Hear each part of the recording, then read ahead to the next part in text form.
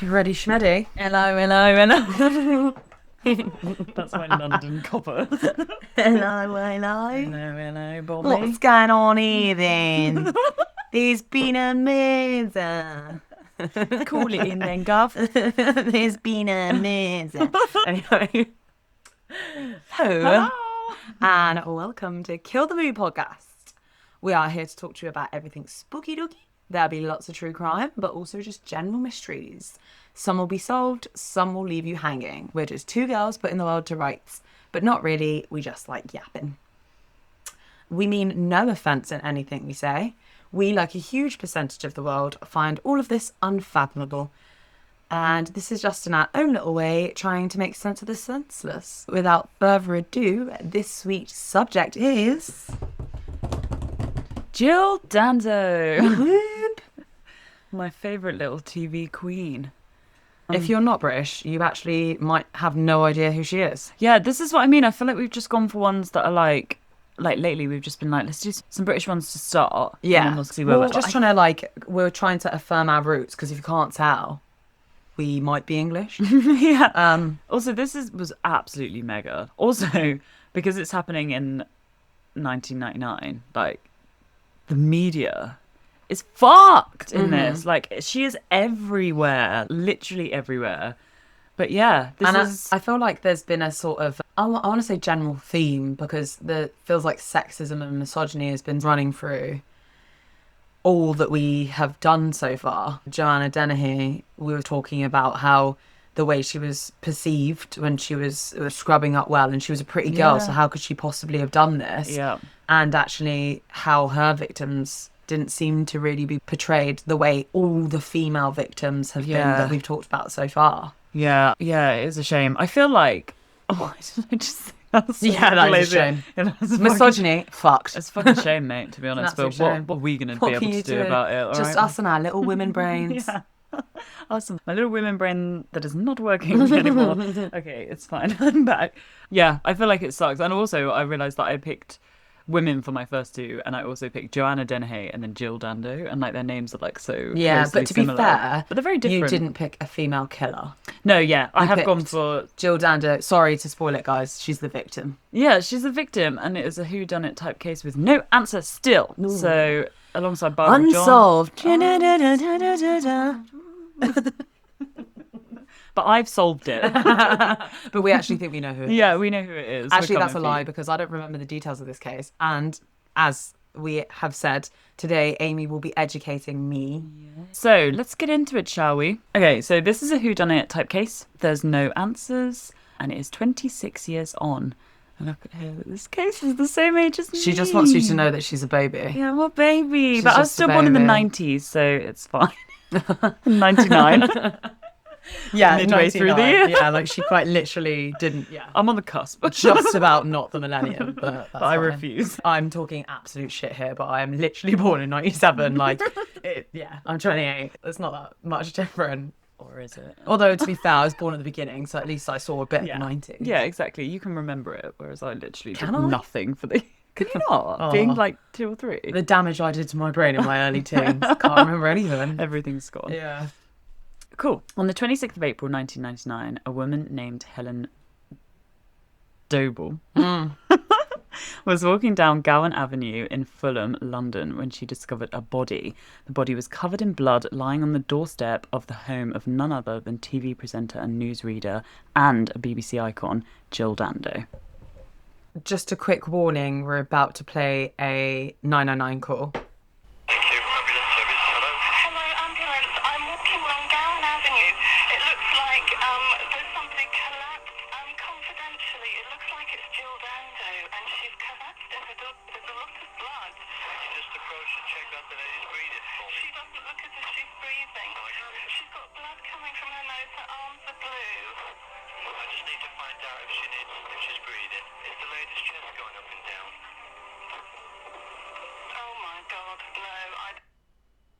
That is the Sorry, 999 I call. don't mean to start taking the piss immediately, but the way she goes, and confidentially, I know. they're not reporting on this right now. I know. From the 999 But it is call. crazy because I think that just goes to show how mega like she was. Like obviously as well, she says confidentially, I think it's Jill Dando, but she lived on the same street as Jill Dando and it's outside Jill Dando's house. And like you knew who she was. Like blood or no blood. Like it was probably very fucking obvious that was Jill Dando.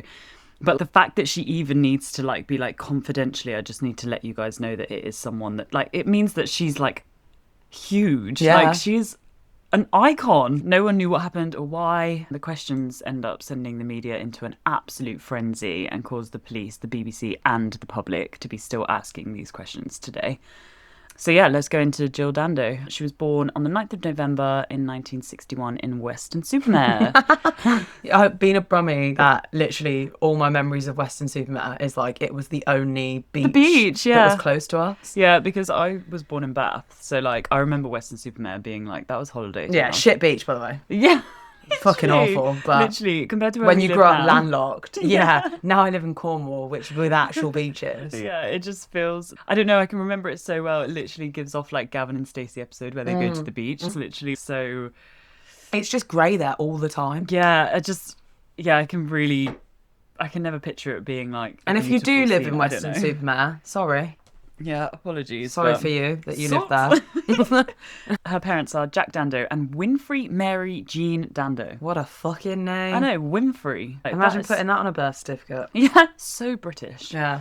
She has a brother called Nigel Dando, and he is actually still really involved in this. He is in the Netflix documentary, and I think his main theory is just like wrong place, wrong time. But I think like he's just continuously like, she's a little cutie that and no one would hate her. Do you know what I mean? He doesn't think it's like but I feel like calculated. it's really hard for like public figures because I feel like even if she's really lovely, people can become obsessed. Yeah. And if there's any... What she works with, like what she does specifically as well, is heavily to do with crime. Like, but also with people that are like losing it and in psychosis, especially revolving around one singular person, if they have latched onto Jill Dando and then there's been any form of rejection, like they've attempted to speak to her at the door and then said, I love you, do you love me, because you love me, and they convince themselves they're in some sort of romantic relationship or whatever, it might not be that they hated her, so they just fucking were like, if I can't have you, no one can. Yeah, there is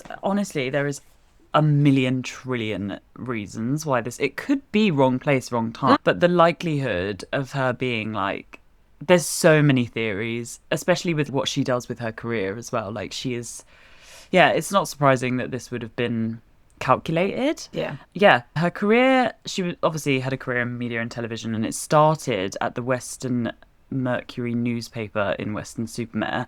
I'm just letting you know that the 5 on my keyboard does not work, or the 6. Oh my god. Okay, so I just need you to know that, like, basically in her notes, she's put 1980, and then she's had to write 5, like the word 5, to remind herself that it's 1985. Because I just can't press the 5. I have to, if I need to use 5 for the password or like in a username or whatever, I have to copy and paste it. So in 1985, Jill moved to BBC Radio Devon and quickly began representing BBC Spotlight for the Southwest, which, like, back in 1985, like, that is fucking massive. Like, Spotlight in the Southwest. That's what my mum and dad were just watching on the daily. Didn't have no bloody Netflix. Yeah, literally nothing of the sort. Like, Spotlight in your specific area was how you were getting all of, obviously there's newspapers, but like TV, you're like watching everything. It's like also, hot off the press. Like that to be a BBC icon, that's mad in those times, because BBC was huge. So huge back then. That was literally where it was, they just had everything. Like they were in control of literally everything.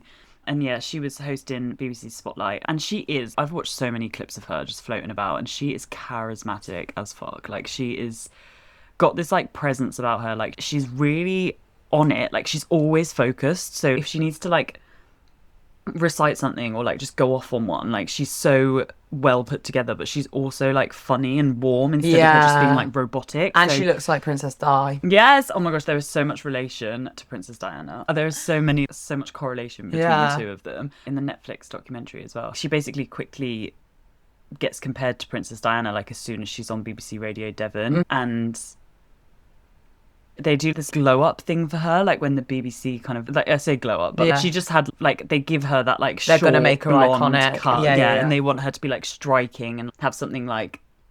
And think about this, like, about Princess Diana's like big at this time. She doesn't die until 97. Yeah, and they are literally coinciding that this whole time, because also they had the same hairdresser. And and in the Netflix documentary, he literally says that Jill Dando's hairstyle was first. Yeah. Wow. Yeah. Who came first? Yeah, like the Diana or Dando? Yeah, probably. He's got like a little cheeky face, and he's just like, yeah, it was Jill's. So yeah, like also she was.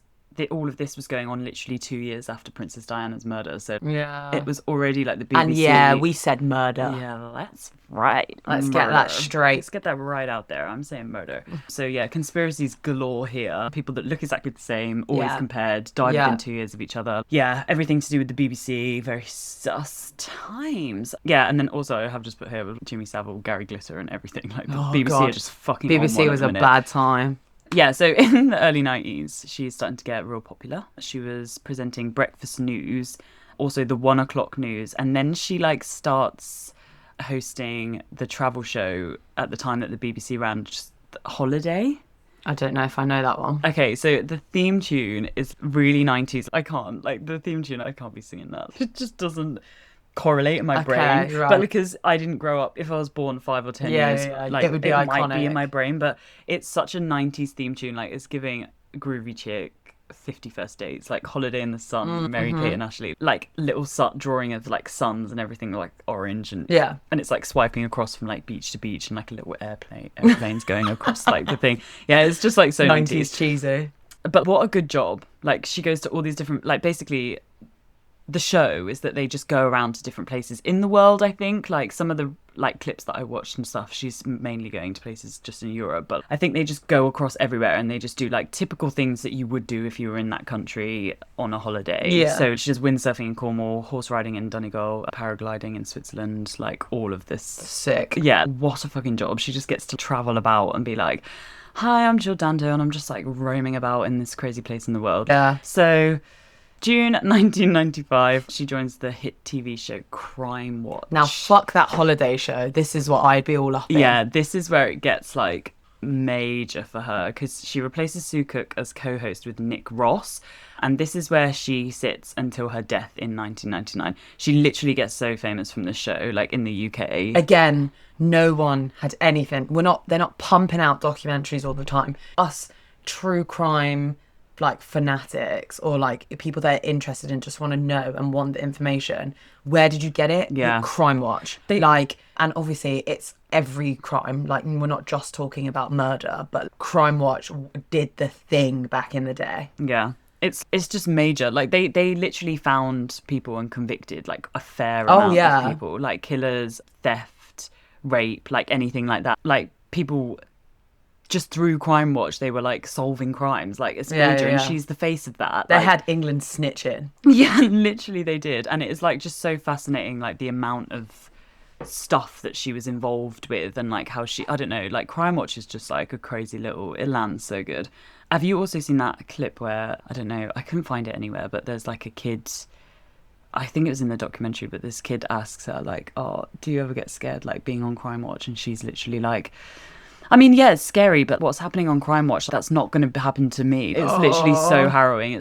That's not just something that like would land on your doorstep. You know what I mean? Like it's really intense. It's crazy to think. Yeah, it is. Also, my dad was on Crime Watch. Steve! On an episode, yeah. He told me it was in the late 80s. Apparently, he was, because my dad was a policeman in... But like the cool kind. Yeah, he was a good police officer. Yeah. Love you, Dad. He was...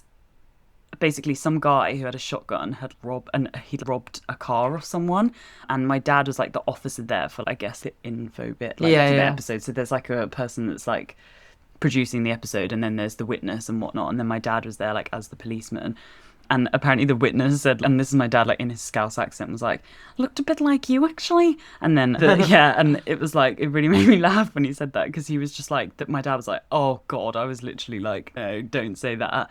And then, the episode director was like, oh my God, get you in there instead of an actor. Yeah. Like, you can just do it. Yeah. And then, he was just on an episode. And apparently Steve's always been a star. Yeah, honestly, from day one. I think they've got it recorded somewhere, so we'll have to watch it one day. Yeah. Because like in the 80s as well, I bet it's like so old school. Yeah, so this is where the story of her death begins on the 26th of April. The police were called and an ambulance came and took her away after the 999 call. And it was reported to the BBC basically instantly because everybody knew her there, and like news travels really fast. And there was a report of someone in London had been killed, and within minutes it had gone all around the BBC. This lady who we'll talk about in a minute, she was saying that there was like speculation of people saying that it was Jill, and then all of a sudden, because this was like just before midday that the 999 call would come in. I think it was like 11:47 or something like that. Yeah. And the like 1 o'clock news was like fast approaching around the corner that usually like Jill would do with this lady. Yeah.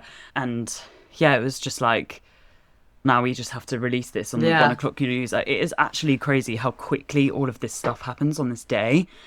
So her friend Jenny Bond, who is another TV presenter for the BBC, has to read the bulletin that day about her reported death. Oh, I can imagine having to do that. And having to work through that. Tell everyone, like the nation, like that's a national treasure. Honestly. That's a national treasure. You don't have any information as well about what's happened. You don't know who's done it. You don't even know like how you've just got confirmation that she has been killed. Yeah, and she's at your her friend. house. Yeah, and that is all. And I think they were just, there's this really like morbid scene where she's, what do I say? And then she's just like looking into the camera and they're like arguing about what age she was in the background. And then she's just there, what do I say? And then they're like, go. And then she's, we just had a reporting that, and I think she says that she was stabbed to death at her home instead, which we find out later isn't true. But I think they just got a call just before the news, so and they didn't have like, the details. We know she's dead. That's we don't confirmation. Know how. We know she's been killed. That's confirmation. The stab, like they didn't know specifically how it was done, and with the amount of blood at the crime scene, it's like you just assume that it's been like quite a brutal killing. Yeah, so she, like, good on her, literally straight face, like it looks so painful, but she reads out the bulletin. No one had seen what had happened, but there was 2 witnesses saying they saw a white man wearing a dark coat fleeing the scene. Then the police work out that this actually, like from like assessing the body in the crime scene and stuff, is that it was actually a single shot to the left side of her head. And they like just literally, which gives off hit. Oh yeah, that is you know an what I mean? absolute Like, assassination. if this was my first time that I was ever using a gun and I just sort of saw Jill Dando and wanted to kill her or whatever, like I wouldn't be knowing where to. I just but be also pointing assassinating a TV personality doesn't. I don't know what you would get.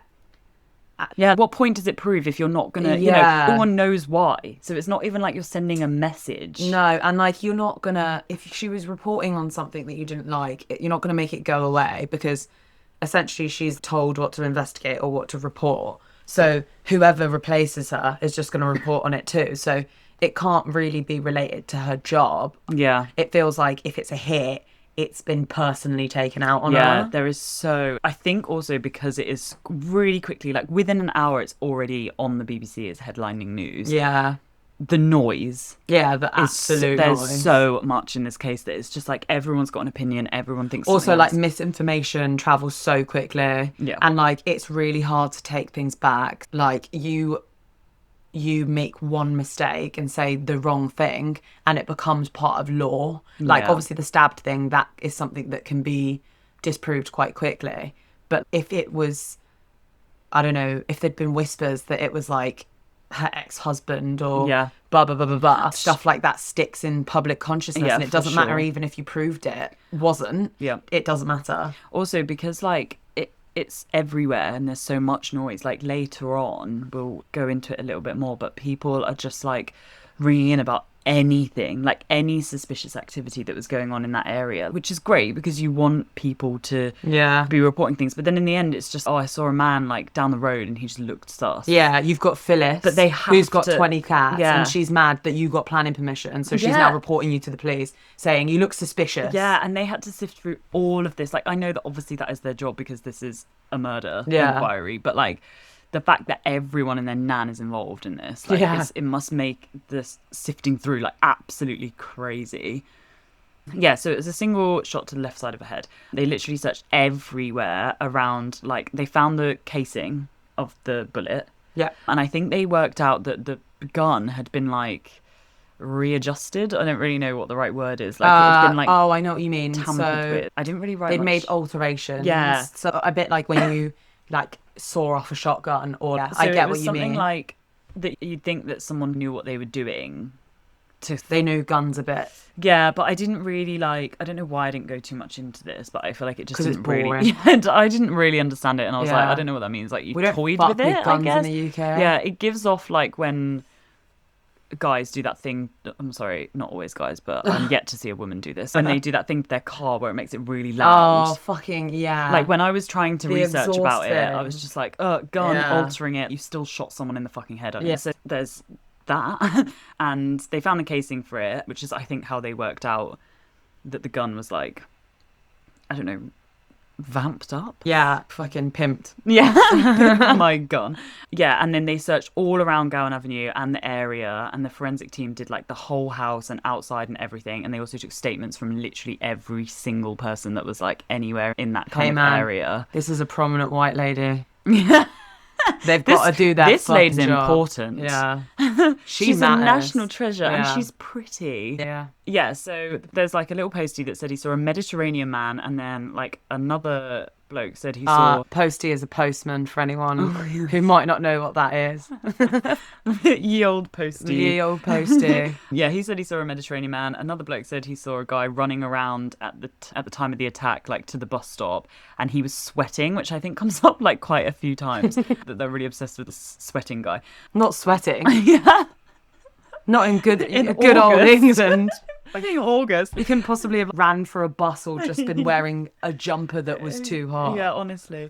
Yeah, there was a blue Range Rover as well that was just about to get a ticket. Like someone was out there writing someone a ticket, and then this person like legged it to the car and drove off just before the warden gave them a ticket. And apparently when checking the CCTV for this, because they thought it was suspicious, they couldn't find a number plate for the life of them. But it's not like he didn't have a number plate on his car. It's just like that they just couldn't catch the number plate, which That's is insane. the worst I mean, I don't know CCTV. about in the 90s, but we are like one of the most surveilled countries in the Honestly. world. And you'd think if she's living in Fulham, like in Gowan Avenue, and she's like quite famous, I'd assume like it's You a think relatively that would nice be area. like CCTV the shit up. I'm Yeah. pretty sure they could find footage of us having a shit on the toilet if they wanted to. Yeah, literally. So I can't imagine why they can't find footage of a car that's near Jill Dando's house. I know, and it just felt like they were just so. But also, I think with this car, they were just like, to be honest, it could just be that they were like, "Don't give me a fucking ticket. I'm literally Yeah. like I'm fine. Fuck off." And then just I've been kind of fined 6 times this week. Yeah, literally me for the They're, last. they're playing parking roulette. Yeah. That's literally the amount of parking tickets I've got that if I saw someone writing me a ticket, I would attempt to run them over just to get out of it. Yeah, I just think like literally anyone around, it was like if anything was sus that day, but there was quite a lot of people that were like, one guy ran for the boss. Okay. Yeah, Sorry about that fucking evil laugh. literally. I felt that cackle come out of me. Also, one of her neighbours in like a interview when there was like just news presenters like running around everywhere, said that he heard a scream but didn't think anything of it. Okay. And to be fair, I don't think that's that rogue. Like at work all the time, there's people like with kids or something, and the kid will do a scream, and I'll just be like, yeah, that's just someone screaming. Do you know what I mean? I glaze over Yeah. people screaming all the time, and I feel like there is like a certain thing where you hear a scream and you can tell inside. This is why I was a bit like at the start. I was Yeah, like a fear scream. Also, if I was just in my house and then I heard someone next door like scream, I would just be like, oh my god, maybe they like saw a spider. I don't know. Yeah. Like sometimes a fear scream can be piercing, but the fact that it's like 11:47 in the day, and you're just like, Yeah. oh, I don't know. Like he probably feels like shit because. If he just, I guess, what would you have done? What Because would you she's have probably done? She's been screaming shot. because she's being shot. Yeah, She's been and shot. it was in the head, so there's not a lot that could have been done here. But he just didn't really think anything of it. Yeah. But yeah, there was no noise of a gun. Like I feel like if it was a bang and a scream like together, Yeah. but That would- it was just a scream, and he was probably just like, "Lol, who is being Also, loud?" we're talking about London. We're talking about London. That's just... I feel like that's just the sounds of the city. Yeah, literally. Even if you I wonder heard what a... day of the week this I mean, was. like, we're not used to guns, really, in England, but that doesn't mean they don't exist anywhere. Yeah, You probably wouldn't think much of it. Yeah, literally. So it was a Monday morning. I don't know why I think that factors into anything, but if it was like, I don't know. I don't know. Yeah. I don't know. Yeah, it's just interesting. But yeah, this obviously popped off. Like, even the Queen commented on this, like, being like so sad. And I'm not even sure the Queen commented She on, doesn't like, comment on shit. didn't much. really get involved. And she was like, oh, this is like a tragedy or whatever. Yeah. It's probably because you did it. I'm joking. I got one die, I'll get the next one. Honestly, it's such a scandal that we're just straight away like, Yeah. believable. Hey, You heard it here first. I don't want to, yeah. I don't want to give you any misconceptions about who we are and what we believe. Yeah. It's not obvious at all. Yeah. Diana wasn't an accident. Yeah, everyone was like literally determined to find her. And when it's so heavily involved in the media, I guess everyone has their own opinions. Anyway, so if we focus on a little bit on the subject specifically, she had a fiance. His name is Adam Farthing, and she was seeing the news presenter. This is not at the same time, but Bob Wheaton back at like when she was starting out in the BBC, and then met her fiance a bit later on. So they were both like top of the list. And then there was also her agent, who was called John Rosemond.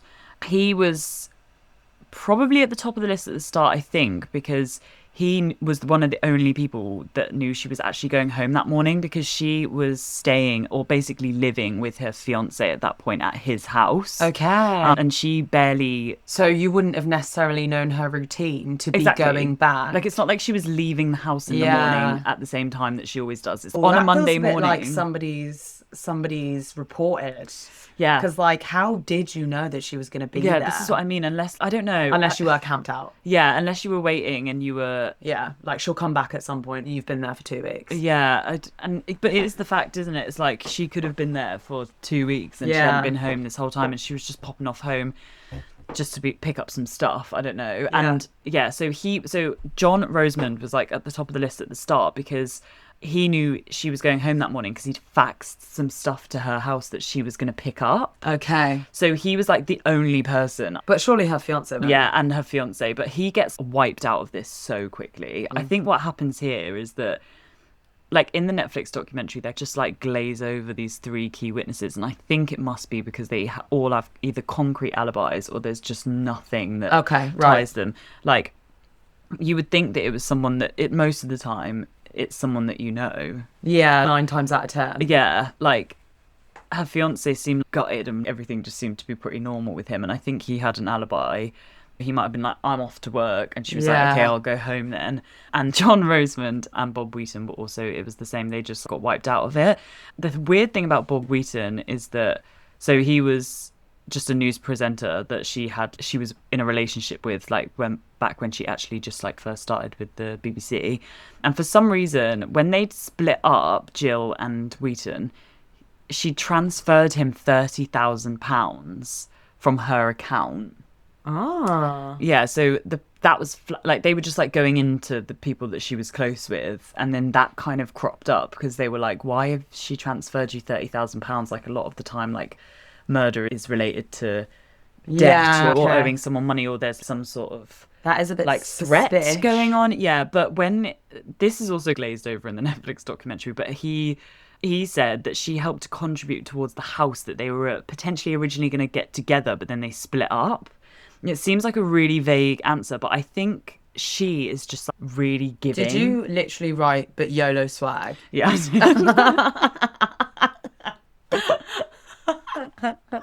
This is why I've got so many, like, so funny. when we put it onto your good computer that works, I have so many Yeah. spelling errors because I literally type like YOLO swag. Yeah. Okay. Yeah, so basically it's really vague. He says, oh yeah, but we were potentially gonna get this house together, we split up, like there was no bad blood, we're still friends. She just said, let me contribute because it's like a big I lived also, there, I don't know. I've potentially put you in a shit position because we've broken up, and now and also, like, she's making bank, she's on Crime Watch. Yeah, I think from all accounts she was. I mean, he's also a news presenter, so he's also making bank. And that is the thing as well. It's not like he was suffering, like it's not like he needed it or anything like that. So maybe it was just a gesture of goodwill. I think it was. Like, I think on most accounts she just seems to be just a nice person. Quite nice, yeah. And I think she was like, look, we're splitting up and we're not meant to be This is Like- why it pays to be nasty to people. Yeah, because then you might get murdered, but at least it won't be But like. at least it's for good reason. Yeah, exactly. People won't be suspecting And then it's that not a just 'cause tragedy. you're a nice well, person. that's not true. It's somewhat a tragedy, but not like Jill Dando. Yeah. Yeah, it was just all of these people. There was like some slight, the fiance, the agent. Also, something else to note about her agent is that he wrote these books, like these like crime books about. Before or after? This is before, Okay. while they were investigating him. Apparently, he's had a little bit of a fruity past, and like he's got a bit of an aggressive side. So they were like, "Oh, this guy's," and then obviously with him knowing that he was going back to the Yeah, house or yeah, whatever. But he'd also wrote these books where I think an agent is killing his clients, and one of them he shoots, Oh. which is like the most weirdest. Like I feel you I wouldn't hate to write say a it, book. but I think we've solved it. Honestly, but I don't know why, but all three of these guys just get completely wiped out, and I think it must be because their alibis are literally concrete, because they're just like, it Yeah, wasn't but those three people. Also, when we're talking about this much money, you're an agent to someone who's on Crime Watch. You make money. Yeah. Alan Farbing, no idea what he fucking does, but he's dating a TV presenter. Yeah. Money. Money. Bob Wheaton, also a news presenter. And if she's just flinging Money. over 30k to him because Also, of at a the time, the breakup. BBC, they were stars. Yeah. Like, they were absolute stars. Yeah. They must have been making good money. They must have been. You cannot convince me that an alibi is good enough because they could have just paid someone to do it. Yeah, honestly, I feel like the way that it gets glazed over in this is so strange, because all of them have reason and have something suspicious about them, and it is usually someone that you know. And Yeah. because you wouldn't just walk down her road and shoot her if you knew her, because someone would be like, that's her fucking fiance or agent or Yeah. the co-presenter. Like, that makes complete If sense. you've what got you're money saying. like that, you have money to give to someone. I know that there's this whole thing that like assassins aren't real, and that people don't really hitmen, sorry, aren't real. That's just like a sort of concept that we've brought into existence. But you can walk down the road and say to somebody like, I want to kill somebody. Yeah. And I feel if you work in, I was going to say Hollywood, but we're not Hollywood, but you work in like TV and film, like there's such dodgy places Yeah. with such dodgy people that circle Yeah. those industries. She works on fucking Crime Watch. Like, Yeah, you could have like, just watched an episode be of Crime like, Watch that and been guy like, oh my God, seems that dodgy guy enough. has Yeah. killed people for money, and Jill put him away, Yeah. essentially helped put... Yeah. You don't know. And he's out now. And he's Yeah. looking for revenge. Yeah, so I'll just go I'll and give him get some money, Yeah, and like, I just don't think an alibi is good enough for me. But hey ho, let's Hey-ho. see where we go. yeah, let's go back 26 years and be like, look, Yeah. have you ever thought of a hitman? Okay, because I feel like that could Have be a you massive considered potential. that they paid somebody to do it? Not all of them, one of them, and my money's on John Rosemond. Yeah, I feel like they just... Like, they must have... I'm not sure just- why yet though. So I'll. But yeah, literally, aside from these three people, they had fucking nada. Okay. Like, they had nothing. And there was so much noise. Like, the BBC were constantly putting things out about it, like updates and stuff, and saying that they hadn't found anyone. And there was tips and calls and people trying to get involved all the time and give their opinions. And they did want to evaluate everything. So I think it was 430 hours of CCTV. 430 hours of CCTV and you can get one fucking license plate. I know. This is why I was like, I just can't. The license plate, it was just like, yeah, we just couldn't find it. And I was like, does that mean that they didn't have a... Yeah, it was so strange. I smell a cover up. It is like Diana. Yeah, they'd gone through... It's the same car. Oh. Eek. Yeah, there was just not really anything useful. They knew she wasn't followed from this, even though she was at her boyfriend's house the night before. Sorry, her fiance's house the night before. But so then it would imply, because no one was following her home, they either knew she was going to be there at some point and they Yeah. were just waiting, or it was just a random popped down the road and saw her and was like, oh my God, there she Or- is, I'm going to do it right now. I'm just throwing out theories now because Why not? why not? It's more than the police did. Or a mistaken identity. Yeah. I don't know, that maybe they thought she was somebody else. Yeah, I feel like when you know who she is, it's very obvious who she is, but she's not like outlandishly, she doesn't look that different to a fair few people in the 90s that were I think if you living were in someone London. who was like fuming, just like really mad at somebody, specifically, and maybe you weren't totally with it. With it, yeah, you could just walk up to them and do the, yeah. It's a bit like a serial killer, isn't it? Like one that has a type, and it's because they lose it when they see a certain type of woman. Yeah. Maybe it wasn't about Jill specifically at all. Yeah. I know that I'm popping off between that guy did it was a hitman too. Maybe it wasn't about her. Yeah, but all theories are welcome here because number one, we ain't solving this crime, and number two, no one else has. Oh, speak for yourself. Tanisha is solving this crime. Yeah. I'm pretty certain I could do it. Yeah, I think we should call it in. But no one else has solved it. So literally no evidence. Yeah. Just my gut feeling. Gut queen. Yeah, so then the police were like, okay, so if it's not someone that she knows and we can't work out if she's being followed or not, then let's just go through her fan mail and start seeing if it's someone that's obsessed with her. Yeah. Everyone's obsessed with her. Of course. Okay, there's people that literally are like obsessed. You don't get national treasure status for no reason. Yeah, honestly, there's some of the letters apparently was like that she could have been murdered like 5 times. Like, okay. Some people are like obsessed, and if they use like every piece of fan mail as suspects, they would have had over 2,000 to go through, which actually I thought was massive when I was researching it. But compared to the Bible John, they talked to 5,000 people. 5,000 people. So it's like, actually, you could just crack the hell on with it. It's also not one individual person. That's a lot of people. If you really liked Jill, you do the tackle work. it. Yeah, exactly. Yeah, there were some people that were just like mega obsessed, and I don't really think they narrowed it down from that either. Great. Yeah, not ideal. Then they, so then they like latch onto this like info that they have about this sweaty suspect, because I think as they've been like putting it out into the BBC a little bit more, then more people start coming in and saying, oh, I saw this sweaty guy running around. And yeah, they ask him for like more leads and tips, and then they're saying that this guy must have been like a loser or someone dodgy, and then they start referring him to the sweating man. Do you know how fucking traumatized I would be if I'd ran for a bus and I see my description on the news, they're calling me a fucking loser and saying that they think I killed Jill Dando because I was running?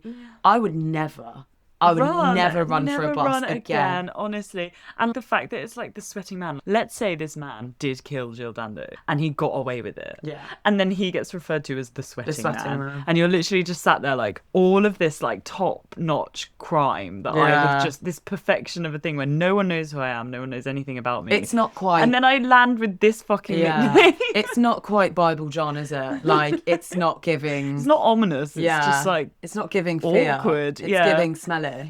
Yeah.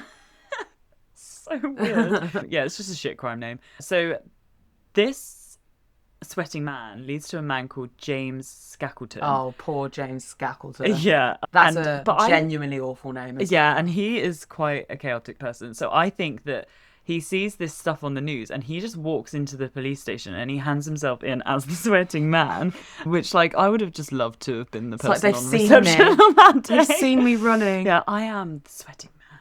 This guy, he's an undertaker. Bad vibes. Yeah, real bad vibes. And he says that he was in the area on the day of the murder collecting wood for his coffin. Sorry, what? Is he hand making them? Is it what? He's like, I don't, like, right off the bat, this guy is sus, okay? But I don't like that. I don't like that at all. I don't understand. What in Fulham on a street where there's like a bus? What wood? Are you know. chopping down the fucking trees that barely exist in London? Like, he was just in the area collecting wood for his coffin. He did it. And like running to get the bus as well. Are you getting on the bus with your wood? Yeah, now it is sus that you were running for the bus. Yeah.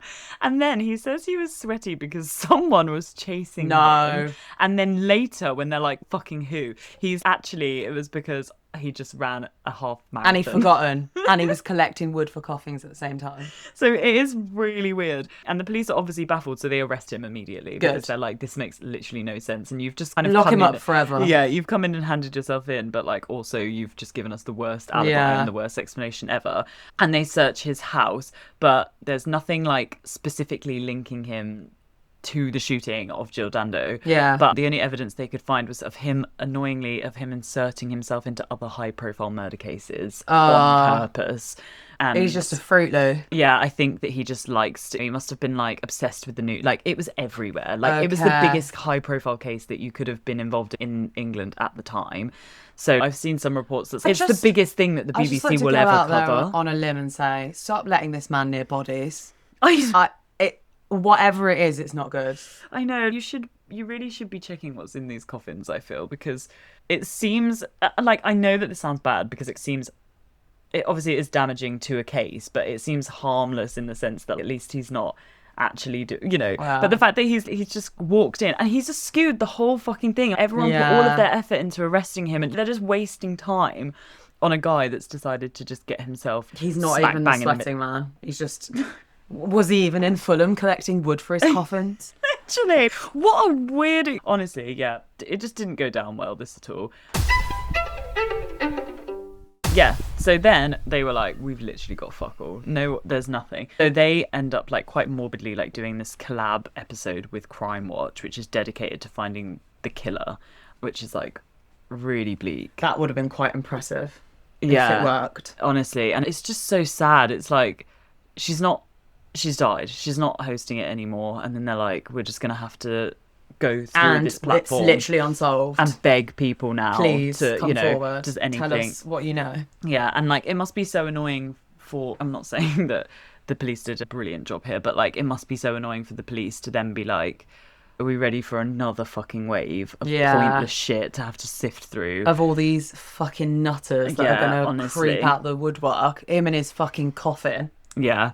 There was one guy called Mr. James that called in, and I love this guy. I don't know why, but I don't. But obviously, because this is another person that's really annoying. But he claimed that Jill had found out about a really high-level mafia group and that she was planning to bring them down and that they'd shot her to keep her quiet. Sick. Which I feel would have made sense. Yeah. So they were like, obviously, we'll look into this because she works with Crime Watch and she is involved. Like, she is Sounds just a like presenter. a Law and Order SVU yeah, episode. at the end of the day, she's not a detective. Like, she is a presenter. But, like, she was involved in a lot of stuff because of Crime Watch. So it could, I guess, be...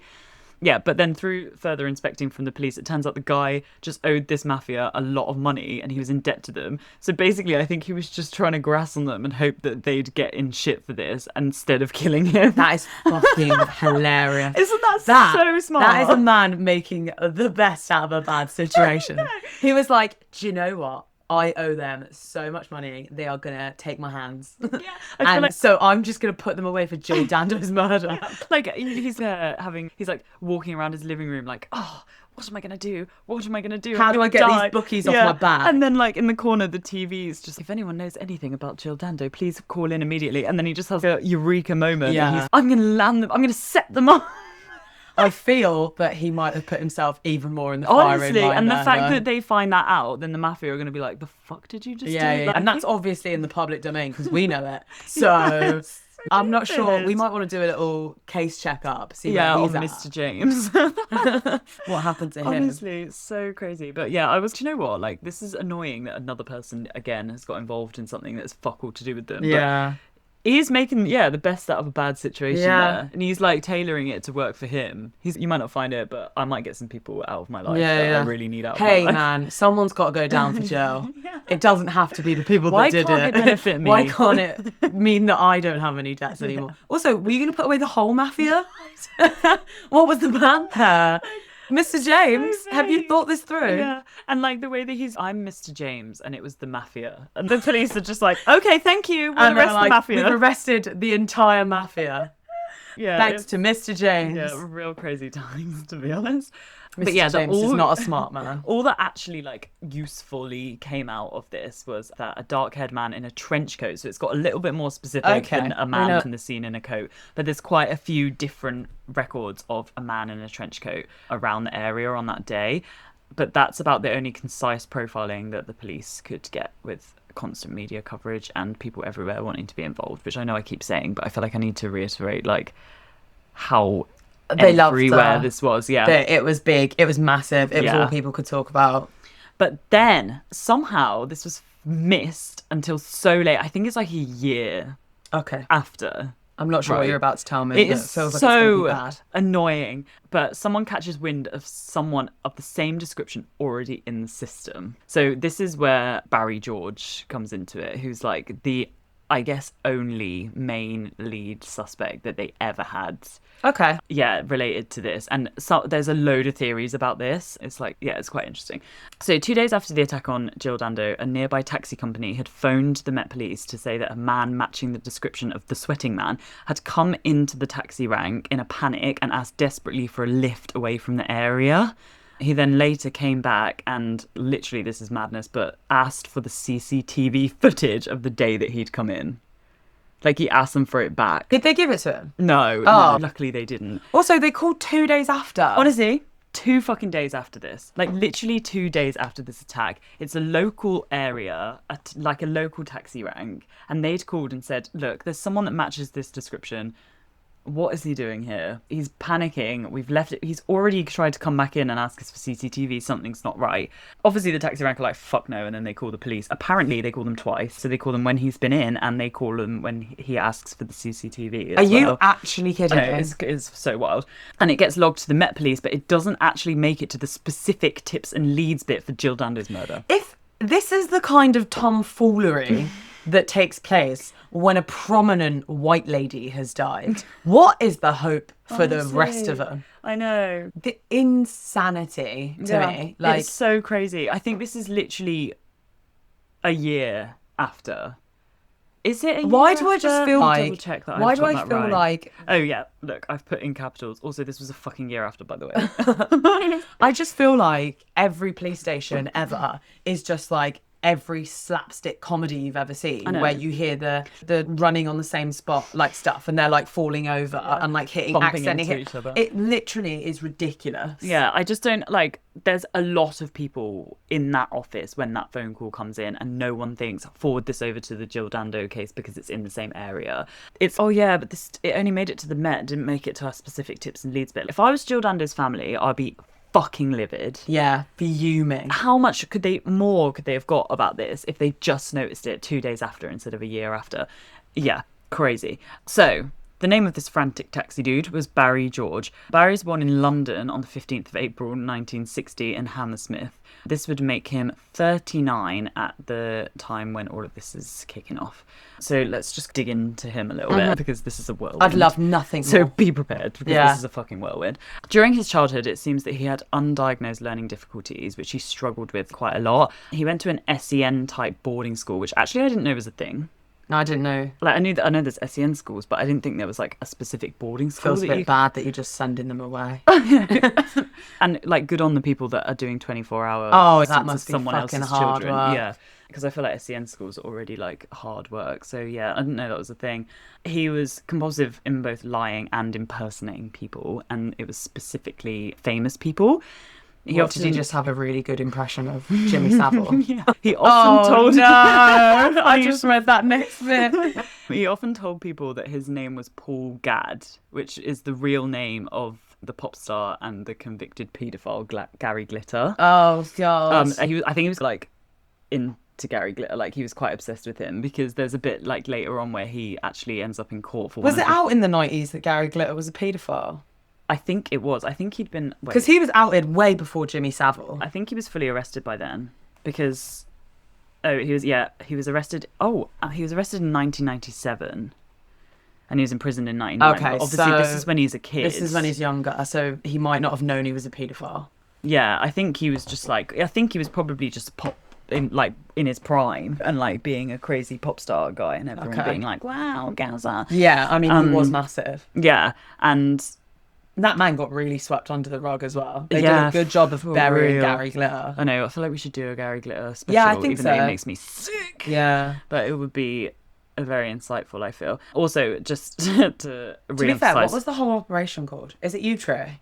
I think so. Where they exposed like all of the fucking presenters and there's fucking tons of them. So maybe we should do, maybe at some point it might be a couple of parts, because I think Operation U-Tray is huge. Yeah. Absolutely huge. I think that would be unearthed. Jimmy Savile was before U-Tray, but unearthed like Rolf Harris. Yeah. It's gonna be such a rough day when we do that. Yeah, but it needs to be done, I feel. But yeah, there's so much to it. It's so disgusting.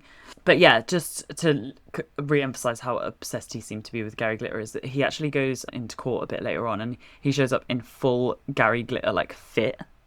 He's just got this thing where he's obsessed with like people in the public eye and like replicating them. Yeah, which feels like already bad. Yeah.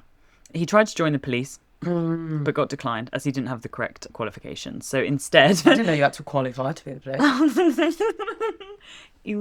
Oopsie. So catty. Meow, meow.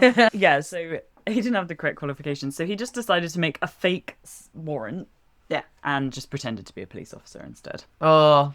Yeah. So then that ends up in court for fraud. And that's when he shows up in his Gary Glitter fit. Okay. And he gets a fine of £25 for that. So then when he's out, he joins the army. Because for some reason that's like totally fine. Yeah, couldn't do the police, but do give him a gun. Yeah. And he gets in more trouble with the courts as he assaults 2 people. I think he's also under a different name and but he's convicted as him. It's not like someone else that gets convicted for it. He's convicted for one of the assaults, resulting in a 3-month sentence. And he's also suspended from the army, which is ideal. Yeah. Permanently? Good. Yes, that's permanently. Then, this is so fucking random, but he pretends to be a stuntman and gets hired at a stadium. Which is like, why? Just like, what? You're obviously not going to be able to do the stunts. And he literally injures himself because he attempts to jump over 4 double-decker buses on roller skates. That is not something you can do without practicing. I know. Imagine when you like lie on a CD. I actually love I love the delusion of this man. Yeah. That he's, I can do that. Yeah, like the fact that I'm going to pretend to be this person. It's not even I know how to use this system that I don't actually know how to use, but I can teach myself. I can roller skate and jump over 4 buses and I'm a stuntman and I will do it all. Who was he filling in for? Honestly, I do not Like, know. what do you mean? How do you get that position? It's literally so wild that I don't know why he did that. It's just not looking good for him, to be honest. I don't know what he's doing. But yeah, just to top off this wild time, he takes a knife and gets into Kensington Palace. I don't know if he can just wander around, but he gets in. I don't think you're supposed to. Yeah, I think. But I guess if you're him, you can. So he either gets inside or he's just wandering around. You ever heard about that? I can't do that either. I don't actually remember enough of the story to do it, but there's like a kid who broke into the Queen's into the palace like numerous times. So he goes into the Queen's bedroom. Yeah. I don't want to say the wrong term for family member, but I guess he's my uncle, but maybe not. But he was a bodyguard type person in Buckingham Palace when that was happening. When he no way, yeah, that's or sick. he knew something about when that was going on. Like when this guy literally got into the Queen's bedroom and was like chatting to her for a little bit, and apparently she was just like, "Oh, good morning." Yeah, no, but that I don't know whether that's the guy that broke in to speak to her because he was concerned about something political that was happening and really wanted to speak to the Queen, so he broke in and had an actual conversation with her. But there was and I don't know whether it was Queen Elizabeth's lifetime either, so obviously I'm telling you this and I've got but there was a kid who kept breaking into Buckingham Palace. I think it's Buckingham Palace. I mean, how young are you thinking when you say this? Just say it multiple times. Oh, yeah, so that Michael Fagan is the guy that... Yeah, that's not him. No, so there's one that's... Yeah. Where did the kid? Maybe it's not Buckingham Palace. No, it must be. It's definitely here. Also known as the Boy Edward Jones. Yeah, the Boy Jones. Broke in numerous times. Sometimes he was just found multiple in entries between parlour rooms, eating food. Hidden rooms, ate from the kitchens, and even stole undergarments. Yeah. Wow. And then a more recent intruder was Michael Fagan. So that was Elizabeth there. Was it? Yeah. God, she had to deal with a lot of intruders. Yeah, literally. Oh no, this was Queen Victoria. Sorry. So Queen Victoria. Yeah, that makes more sense. It felt a little bit older timey. Yeah, and then Michael Fagan broke in to show poor security and to get help for his personal struggles. Yeah. Not for political reasons, but just for... Okay, just wanted to have a chat with the Queen. Yeah, just to be like, can you care about people that aren't in royalty? Maybe. Yeah, and she was like, yeah, sure. Who are you? Sorry, I've actually just woken up. Me and my corgis. Yeah, so he's just done some crazy stuff. Then he obviously gets arrested again, and then this gets a little bit more bleak than him jumping over buses and whatnot, but he gets sentenced to 33 months in prison for sexual assault, and he gets out after 18 months. He then gets married in 1989, and he gets arrested for assaulting his wife, and she actually refers to him as violent and terrifying, even though she does drop the charges. Wow, that's unsurprising, Yeah, isn't it? for sure. Like, sometimes you've got to protect your own peace. yeah, and I think she's just, at the time, she gets terrifying, and then maybe she Yeah. just goes back on it. But yeah, he doesn't really sound like a very nice person at all. And then up until the time of Jill Dando's death, he was pretending to be Freddie Mercury's cousin. So yeah, he was just still very much at large and up to his old tricks. Do you know what? If he wasn't so violent, I feel that he would be a good laugh. It'd be quite fun, yeah. Yeah. I feel like, yeah, I just, the unhinged part is like You don't want to hang out with him, like, too much. yeah. But he'd be that friend that you love in small doses on a really big night out. Yeah, or like on a family like member removed that would tell you Yeah. elaborate stories, and you'd be like, actually, when you get a bit older, you're like, And you're that's like, probably not true. is he actually. lying? Is he a Yeah. liar? I think he's a liar. Yeah. He also only lived a few streets away from Gowan Avenue. So yeah, they bring him in. They bring him in and they get a search warrant, and apparently the house is an absolute shithole, like hoarder material, including literal shit piles in the house, like His excrement own? piles. I think so, yeah. Oh, God. But just piles of his own shit. So I think I don't know why it would have been better if it wasn't his own. his own. But like, that Please feels don't quite say it's his bad. own. Yeah, I don't know. I feel... And there's loads of stuff. There's loads of pictures of women. There's loads of addresses of women. There's weapons, and there is newspaper clippings. But I think that is the closest they Got get to him finding actually having an Jill Dando. association. Yeah. So I think he is obsessive over women and stuff, but I don't know if it's just all women, and he likes to impersonate people, and he likes to be involved, and he gets obsessed over things that are going on.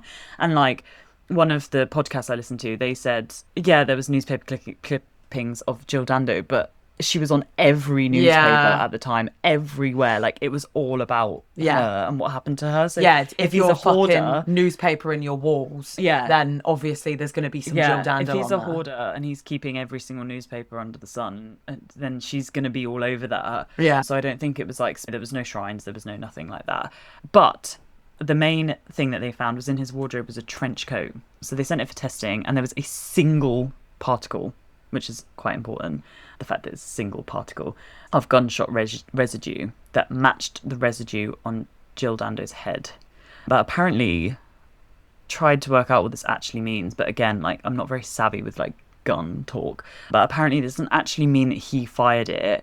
It can just be matching residue that would be from any gun, if that makes sense, because it's a single, he has weapons in his house, and it is a single particle, so it's like really hard to find an identifying match, like an exact match. So actually there could be a single particle from the residue on her head that matches a single particle on his trench coat, and it doesn't necessarily mean that he had that gun that shot her. But the fact that is literally the closest they've got in this whole entire thing. Feels like for a cool year. winky dink. Yeah, and they were just like, yeah, anyway, he's in the police station. He doesn't own any weapons or guns or anything, which is bollocks because there's loads in his house. And he couldn't provide a good alibi, and he kept changing his mind all the time.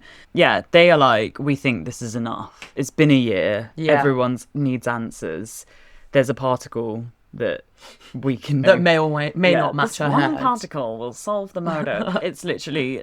I think they are clutching at straws, but also he seems like a very likely fit. He's always been obsessed with people in the public there's eye. a lot going on there, like too much to be a coincidence. But then you never know, because when we were talking about Bible John, people thought that Peter Tobin was too much of a coincidence not to be him, and then kind of turns out no, it's not him. Yeah, exactly. I don't know, it's so hard to... That's the closest they've got, so it must feel like a massive breakthrough for them, but the evidence is still just flaky.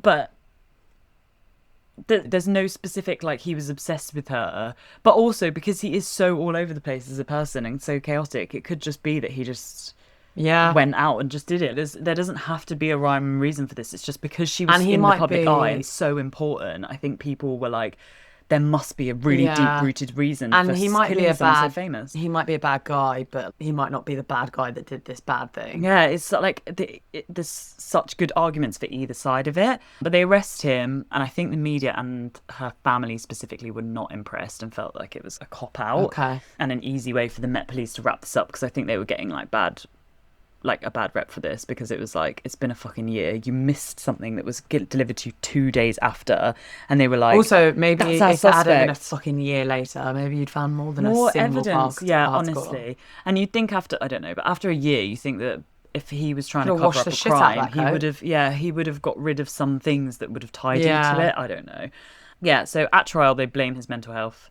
The jury actually spent 5 days deciding, and when they came out to give the verdict, I think some people were like crying and stuff. I think it was like a very Yeah, taxing. in depth, yeah. But they did give a verdict of guilty, and he was sentenced to life in prison. And his legal team appealed a year after, and it was rejected. But then 4 years later, his legal team appealed again, and they used the single particle theory as evidence because the law had actually changed within that time on this argument standing up in court. Okay. So basically, they were saying that a single particle is not evidence.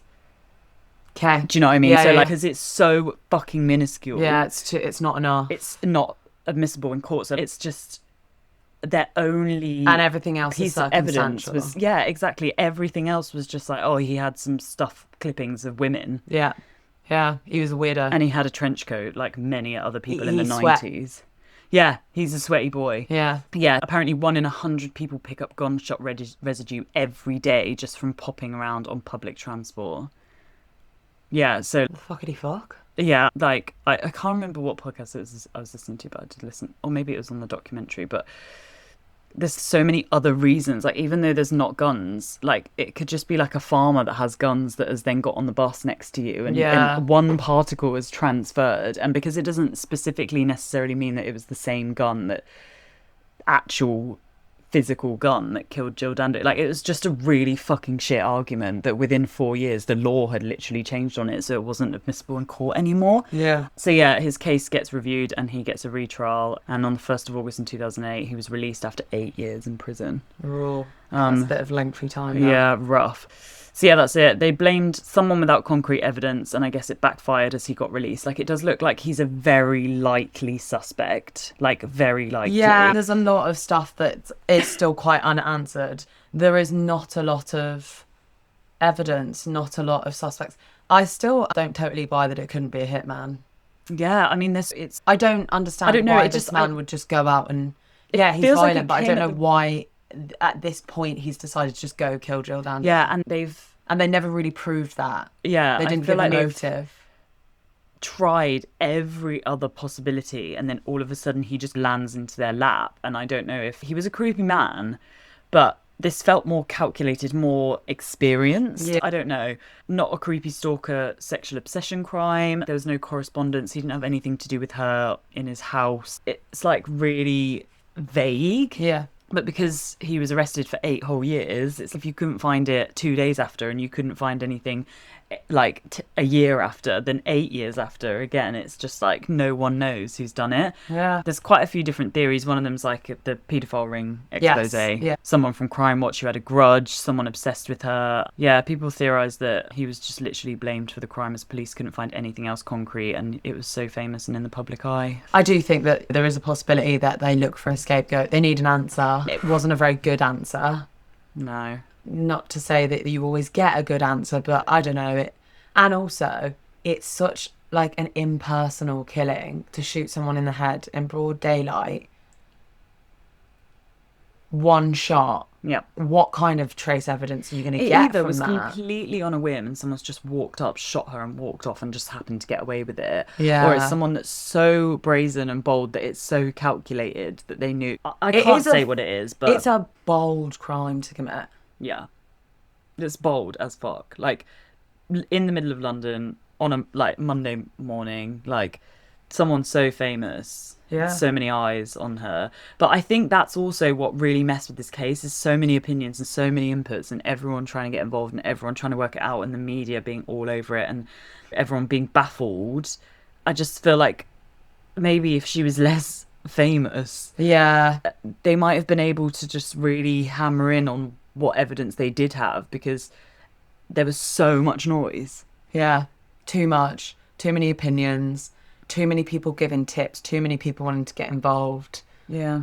Too many weirdos looking for coffin wood. Yeah. Like, Yeah. Too many sweaty men Yeah. out in August. I don't know. I still think there's some merit to her being killed by one of the three, really. Yeah. The three to begin with. I don't necessarily think it's a... I don't know why my gut says it's the agent Yeah. more than the other two. The only, aside yeah. from, I guess, the fiance I don't buy that the alibi is good enough. So they're the police. I'm sure they've got good reason for Yeah, well, this is what I mean. someone off And the also the record, fact that they made a whole documentary about this where he's in it, Bob Wheaton. yeah. He's in it and he's just so, yeah, this is what happened. She was lovely, blah, blah. It's not like he's. But if everyone likes her, then I feel like part of what you have to think about is who gained something from her dying. Yeah. Like, maybe it wasn't about her personally. It was about somebody as an individual. Would her agent have got something for her death? Yeah. Would his name, if not anything else, his name be huge in the paper and that Yeah. I help feel like her support a fiance as well, career? like, he just, like, fizzles out. Like, he just is Disappears. gutted and just wants to Yeah. be out of the way. But other people. He isn't necessarily a TV personality, is he? No, I think maybe he's just your Spotlight's not average. something he was looking for anyway. Yeah.